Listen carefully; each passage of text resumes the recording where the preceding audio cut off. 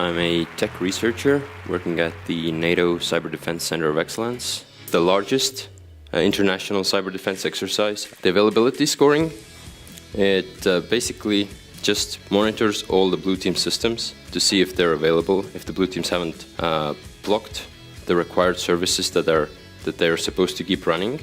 Assalamualaikum warahmatullahi wabarakatuh. Basically, Nagios is one of the most powerful monitoring system which can monitor hundreds or thousands of systems continuously and maintain them.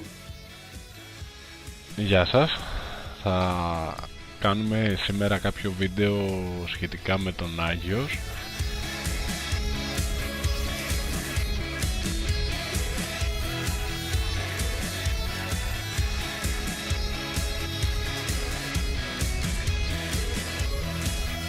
Thank you from all of us here at Nagios for sharing your videos this month. Keep it up!